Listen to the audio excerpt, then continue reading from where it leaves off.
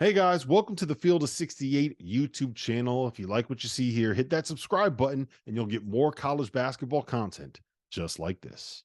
And I would say if there's any team that should be the most disappointed tonight, it is Arizona. You're playing a Clemson team that you are flat out more talented, more athletic, and on paper better than. And tonight, Tommy Lloyd flopped again. Yeah, I mean, this is the third straight year. He's now 0-3 and getting past the Sweet 16, and they've been a 1 and a 2 seed every single year. So that's the rough part. They've been unbelievable in the regular season.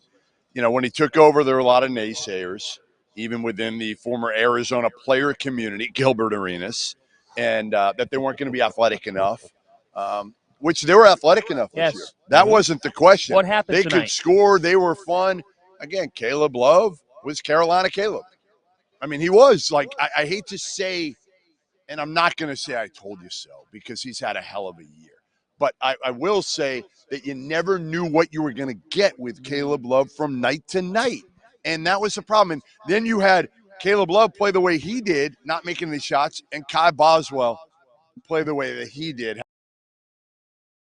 And just the fact that they were in the game was kind of remarkable. Yeah, I mean, Clemson tried to give that game away. Like, they tried to give that game away. They made bad decisions. They missed shots. The execution down the stretch was not pretty on either side of the floor, right? But at the end of the day, what do we know about this Arizona group? If Kai Boswell is struggling and if Caleb Love is struggling, They like, don't win. They don't have a chance. They don't win. They don't have a games. chance. Usually, it's if they don't get a good game from both of those guys, then they're beatable. And when they both struggle and they both have a night like that on the same night, like you're not going to be able to beat good teams. And Clemson, for whatever issues they had during the middle of the ACC season, this is a team that went on the road and won at Alabama, that went on the road and won at North Carolina, that has PJ Hall, who's an All-American, that has two guards that is in Chase Hunter and Joe Girard. They've been inconsistent, but when they get going, John, like they're both of those guys are all ACC caliber players at their ceiling when they're at their best. Yeah, and Clemson is going to the Elite Eight for the first time since 1980, and the second time in program history. Alabama is going to the Elite Eight for the first time since 2004, and just the second time in program history. And oh, by the way, neither one of these programs has been to the Final Four. That will change on Saturday. Yeah. I mean, Brad Brownell, man, from the hot seat to one step away from the Final Four, and maybe is he off it forever now? A lifetime contract or something. Yes, he's off the. Listen, I'm not going to say forever, but I am going to say, Brad Brownell, you're good. You're good next year. I promise you, you will not be on the hot seat.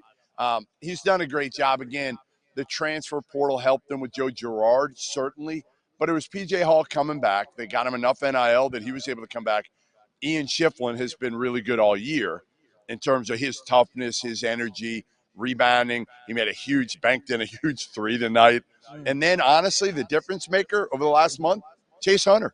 Chase Hunter's been the difference maker. So it takes a little bit of pressure off Joe Girard. He can have an off night.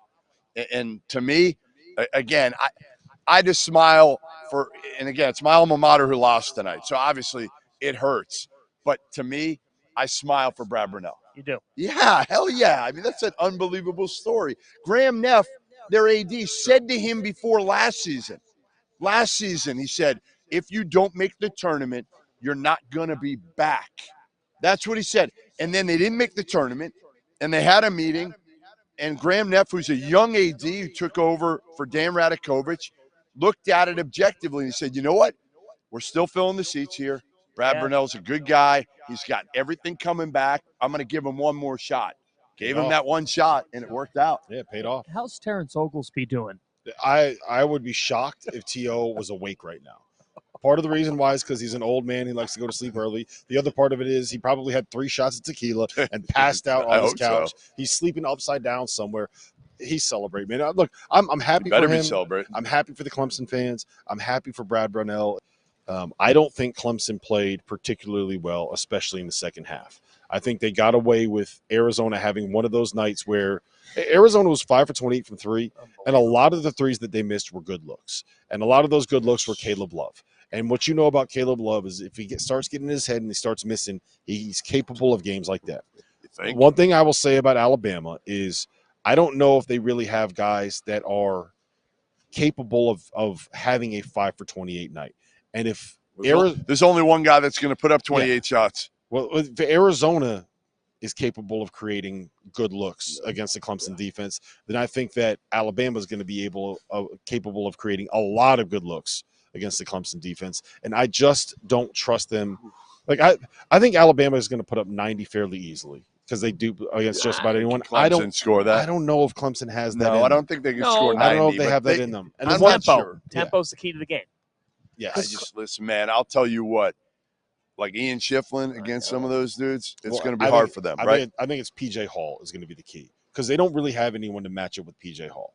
You can put like Nick Pringle, you put him on Shefflin, and he can at least do a job. And Mo Wage, like they have bodies that can at least be physical with Shefflin. They don't have a guy at the 4 that can deal with a dude that is as big, as tough, as strong, as versatile, as skilled. Like PJ Hall is the top 15 player in America. Here's my issue. That's the key. Here's my issue. I think Alabama, even though they know each other well, very well, Alabama is tough off of a one-day prep with how they score and with how they run and with how they go.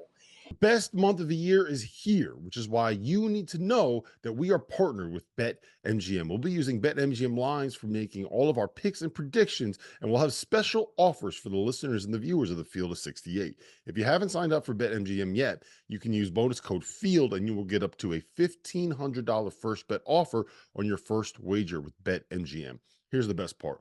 All you need to do is deposit and bet $10 of your hard-earned money to get it. This is what you have to do to make it work. Download the BetMGM app and sign up using that bonus code FIELD.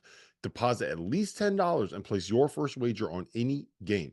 You'll get up to $1,500 in bonus bets if your bet loses. Just make sure you use that bonus code FIELD when you sign up. Most importantly, we have some fun stuff coming up for the rest of the NCAA tournament. Bet insurance tokens, college hoops odds boost, and the thing that I love the most, a nice little parlay boost, as well as a ridiculous array of prop bets for anything that you could possibly imagine betting on.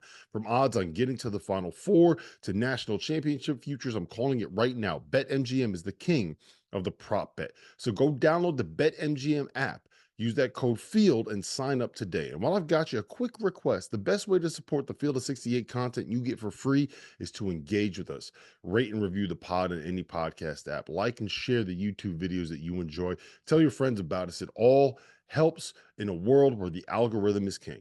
And now, back to the show.